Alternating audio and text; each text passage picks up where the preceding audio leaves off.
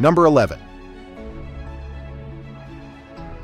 The Maloo GXP is the cheeky love child of Australia's Ute obsession and GM's briefly American dream. When Pontiac's G8 program was canned in 2009, HSV raided the parts bin and created a limited edition, entry-level hot ute for 2010.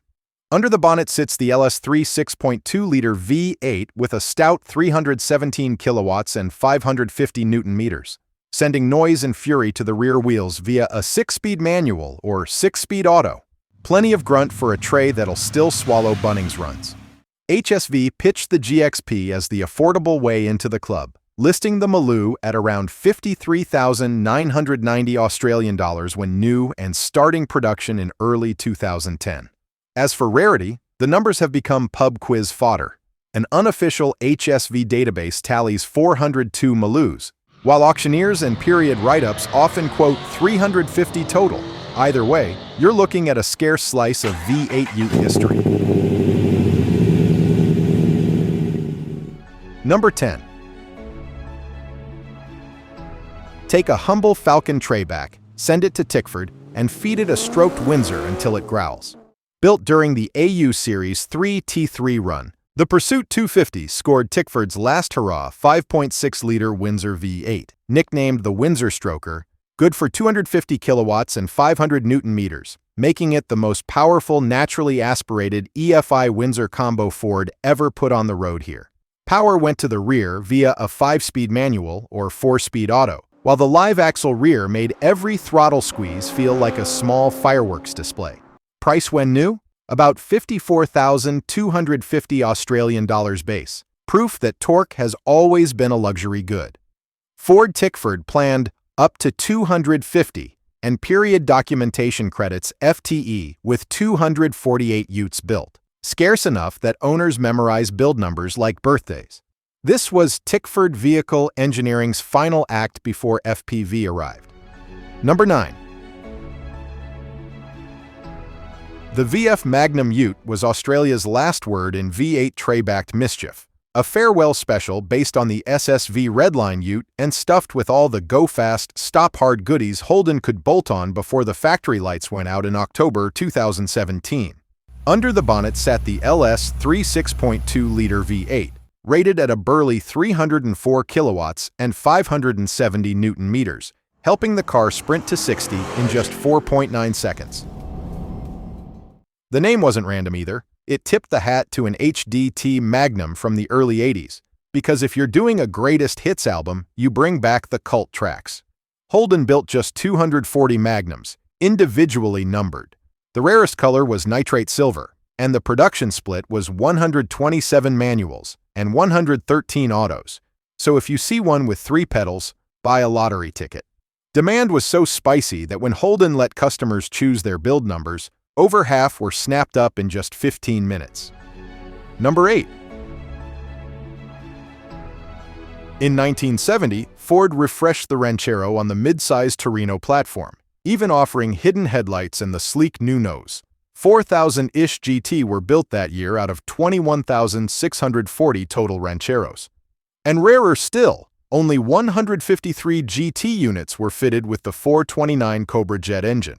Buyers could pair it with a 4-speed or the stout C6 automatic, perfect for relaxed cruising or accidentally painting a black line leaving Bunnings.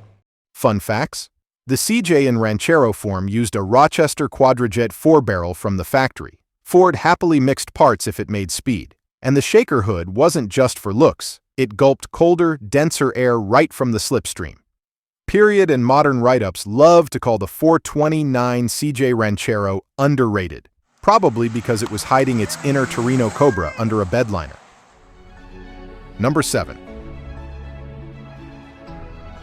Launched in October 1990 as HSV's first-ever production utility, it sat on Holden's VG Commodore Ute bones but wore a proper HSV outfit, an SV 3800-style body kit with an SV 5000-inspired tail spoiler. Under the bonnet lived Holden's 5-liter injected V8, tuned to a healthy 180 kilowatts and about 385 Newton-meters, sending its burly soundtrack to the rear wheels. Not quite Group A, but plenty of thunder.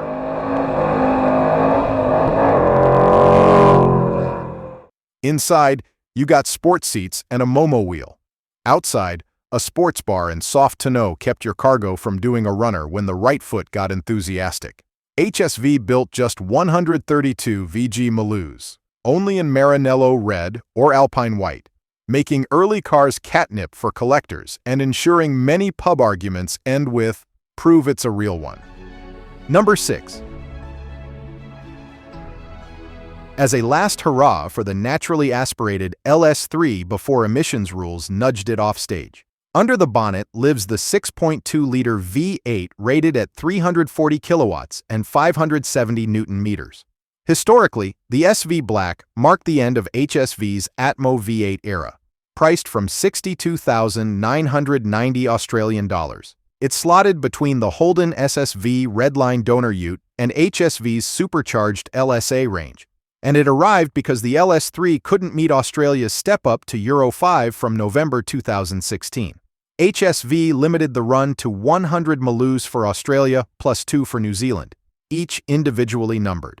Reviewers found the SV Black more composed than its tail-happy reputation suggested, with the LS3 pulling strongly from low revs and the electronics keeping things tidy until you dial up performance for tasteful slides. Yes, it'll still do skids, but it prefers them neatly ironed. Number 5.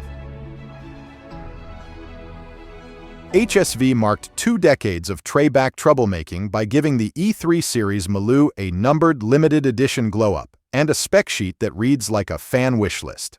Power came from the LS3 6.2-liter V8, tuned to 317 kilowatts and 550 Newton-meters, enough shove to make Bunnings mulch feel like race fuel.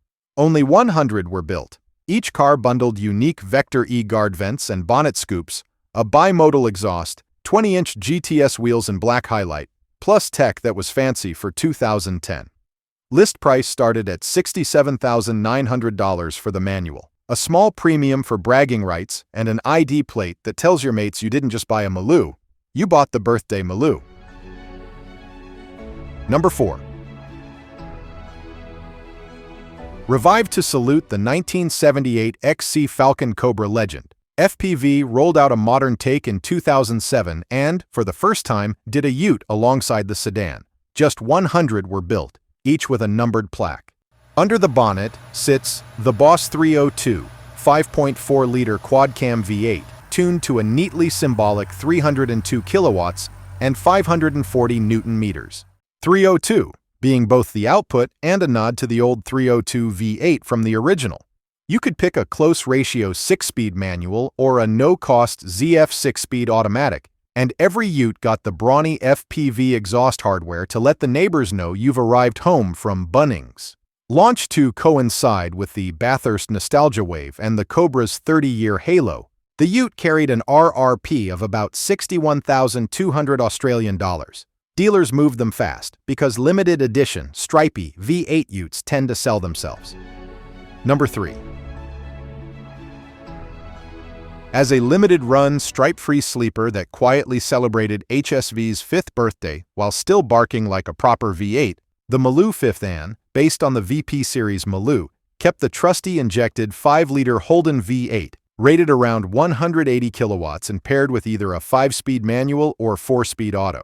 The 5th anniversary treatment was all about rarity and style. Just 15 were built, finished in the distinctive two-tone scheme, Galaxy Blue over Panorama Silver, with special anniversary decals, making each one look like a VIP pass to HSV history.